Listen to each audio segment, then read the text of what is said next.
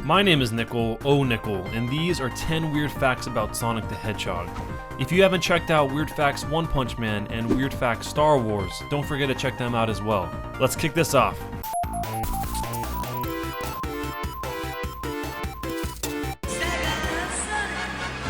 Sonic's first appearance in a game wasn't even actually in his own game, much in the same way Mario's debut wasn't in a Mario game. Sonic was first seen in the 1991 racing arcade game Rad Mobile. He wasn't a playable character, but was instead in the form of a small toy dangling from the rearview mirror.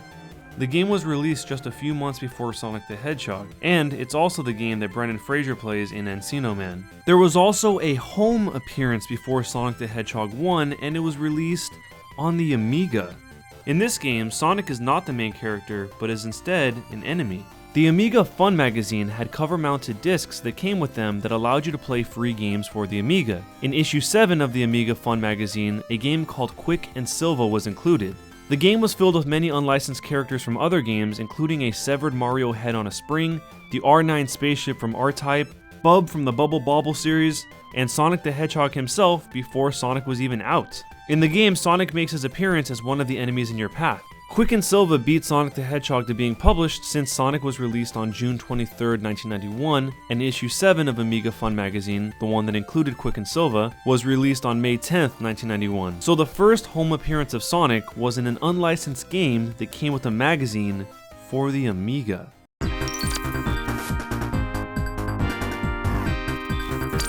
When Sega decided to take on Nintendo, who was a giant in the video game hardware industry, Nintendo already had over 90% of the market share. This led Sega to some off-the-wall marketing strategies that most people remember as the time of the console wars. Since Sonic was the figurehead of Sega, he was usually at the forefront of this. Here's a sample of what some of the commercials at that time looked like. Yo, he goes slow.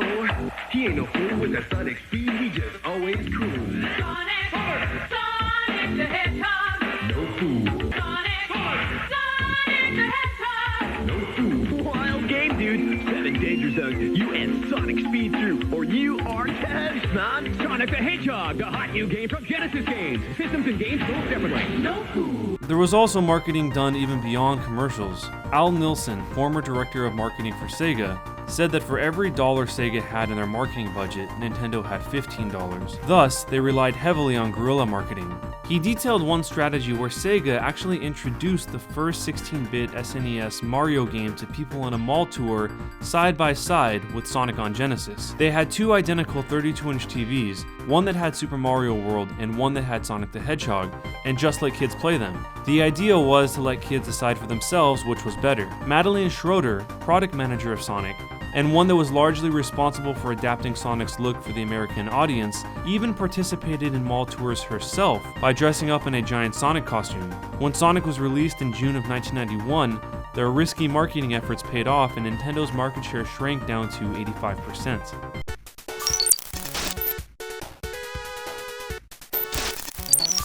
Sonic was on track to sell 1 million units before the end of the year of its release, but some members of Sega wanted to use the holiday season to their advantage. Executive VP Shinobu Toyoda and Sega America President Tom Kalinske pitched the idea of bundling Sonic with the console to Sega Japan President Hayao Nakayama. Toyoda recalled the events as such. After the pitch, Nakayama responded with, "Are you crazy? We make money from selling software, and you give away the very best title?" Nakayama then stood up and he kicked the chair and started to walk towards the conference room door. Then he turned around to Tom Kalinske and said to Tom, "If you believe this is the way to beat Nintendo, do it." Sega went on to give away Sonic to 15 million households, which knocked Nintendo off the top spot and gave Sega a market majority.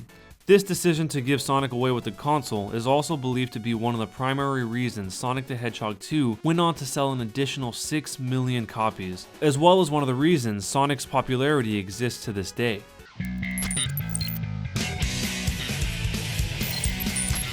There was an official Sonic Bible written by Sega of America that includes Sonic's official origin story.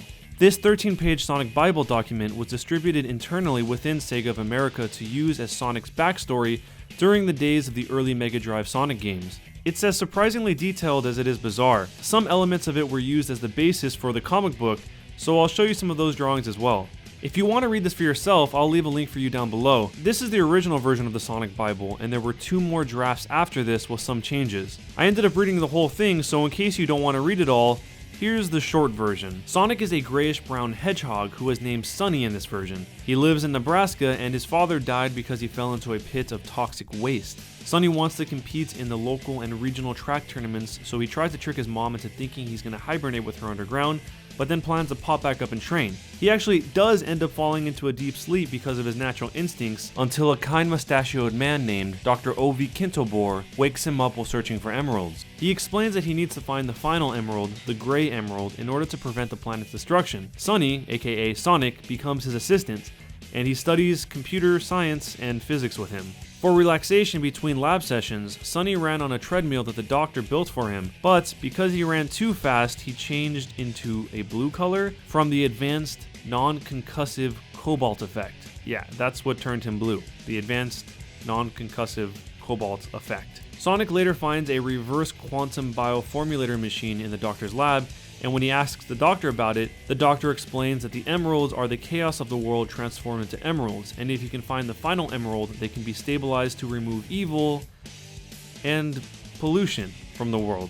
Then a wave of radiation comes and the reverse quantum bioformulator casts a beam onto the doctor, then the emeralds, and then a half-eaten egg. The doctor is then transformed to be round like an egg, full of evil, and the lapel pin where his name is normally shown is now in reverse and it reads Dr. Ivo Robotnik. Sonic uses his speed to try to free the animals from the lab and escape, and that's where it leaves off. I just wish the games would have included the studying computer science part of the story.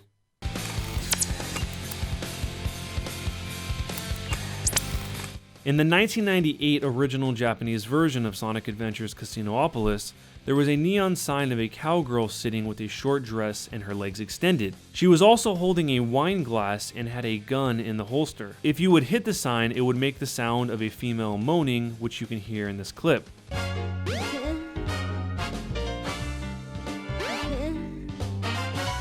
The cowgirl was, of course, removed from the international versions of the game, probably because of the implied alcohol use and the suggestive nature of the cowgirl, and was replaced with this.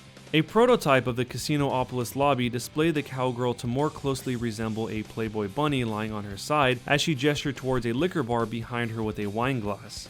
Based on the progression shown, you can see why it was progressively toned down each iteration.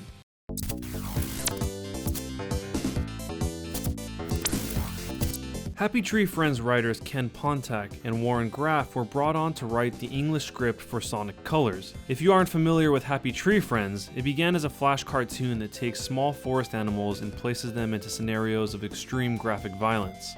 Ken Pontac was interviewed and asked which incarnation of the previous Sonics inspired him the most, and he responded with, "I'm sure there are certain Sonic fans out there that will be outraged by this, but I'm not a Sonic fan. I mean, I don't hate Sonic, but I don't play the games. I don't know the history." When asked if he would be interested in writing bigger and more serious stories like the Sonic Adventure games, he said, "I'm not familiar with the Sonic Adventures that you're talking about," and continued with, "No, like I said, I didn't come into this being a Sonic player. I peripherally knew what he was about, but I knew nothing about his history or anything, so I kinda went on Wikipedia and I watched some cutscenes from various games on YouTube, but I don't really know the chronology." Despite this, Sonic Colors is still considered to be one of the fan favorites by many among the Sonic titles released in recent years.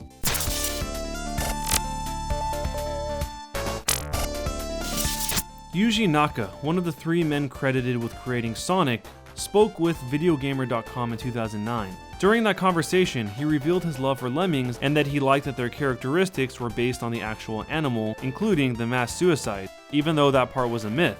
This led him to bring up the fact that during the development time for Sonic, he assumed that hedgehogs can't swim, so that is the reason Sonic can't swim. He followed this up by mentioning that he had recently seen a photograph in Germany of a hedgehog swimming. So hedgehogs being unable to swim was just as inaccurate as lemmings committing mass suicide. He also mentioned that apparently hedgehogs can swim, but they can't climb out of water. So all of those frustrating Sonic water levels were made that way based on a misunderstanding.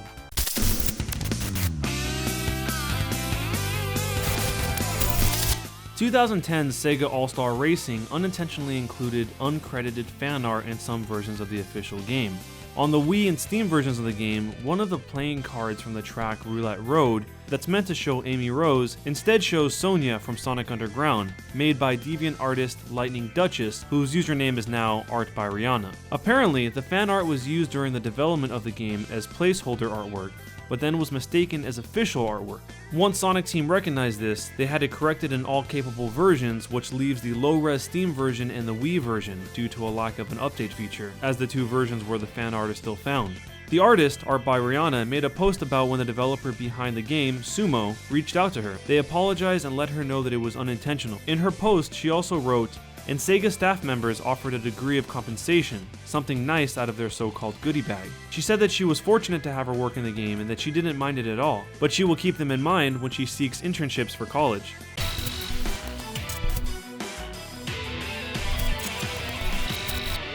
There's a gene that's been named after Sonic called the Sonic Hedgehog gene, which encodes a protein called Sonic Hedgehog.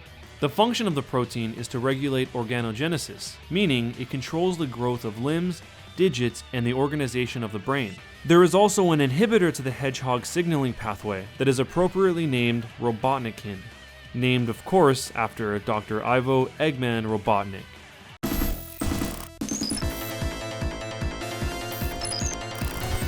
Even if you follow Sonic lore, you might not know about the fictional Neuroimmune Deficiency Syndrome, or NIDS, which in a lot of ways parallels the Acquired Immune Deficiency Syndrome, or AIDS. Much like AIDS, NIDS is an incurable and potentially fatal disease. The reason you might not have heard about it, and some of the following information, is because it's found in the Japanese version of the Sonic Adventure 2 strategy guide. It's under a section titled The Truth of 50 Years Ago, which is in the form of a written report by Rogue the Bat to her superiors. This was removed from the English version, likely because of the allusion to AIDS, which may not have been received well.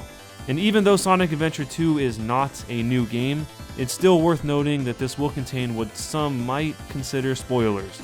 So here we go. 50 years before the events of Sonic Adventure 2, Maria Robotnik, the granddaughter of Gerald Robotnik and the cousin of Dr. Eggman, was diagnosed with NIDS. Gerald Robotnik was chosen to lead the government-sanctioned research on an immortality formula in order to develop an ultimate life form. Robotnik planned to use a byproduct of his immortality research to find a cure for NIDS, and all of this research took place on the space colony Ark. And after much time had passed, he was still unable to make any significant progress. So he pleaded to the Black Arms race for help, which are an alien civilization that pass near the planet every 50 years. Their leader, Black Doom, gave his blood, which is what was necessary for the ultimate life form, in exchange for the 7 Chaos Emeralds. Robotnik then successfully created the ultimate life form, Shadow the Hedgehog. The military then forcibly shut Robotnik's research down because his work was deemed too dangerous, and ultimately, he wasn't even able to use his research to save Maria anyway, because the military just shot her to death. Of course there's more to the story, but that's how Gerald Robotnik began researching for a cure to his granddaughter's Sonic Universe version of AIDS, and ended up creating Shadow the Hedgehog instead. The final fact is that if you hit the like button on this video fast enough from this exact moment, you may unlock your inner Sonic speed. If the like button did unlock your Sonic speed, leave a comment down below with what you're going to use your speed for. As usual, I'll post some of the best comments on my Twitter. My name is Nickel, Nickel, and what are you going to use your Sonic speed for, if you even got your Sonic speed? If you haven't checked out the other Weird Facts videos on this channel, don't forget to check out the other Weird Facts videos because it's probably a topic that you're into, and you can see a few of them at the bottom of the screen. I don't know where it is. Somewhere at the bottom of the screen, you can click on them and you can check to see other topics for Weird Facts, which is the video that you just saw right now. Sonic one, but other topics. And as you can tell by the background, I am no longer in Europe, but I am in fact back in the US of A. The video that you just watched was actually made while I was still in Europe, and I didn't get to film this part, so now I'm filming it here, but I'm back as of me speaking right now. And a lot of stuff happened in Europe. I can tell you guys a lot of stories, and maybe I will through live streams or in other future videos.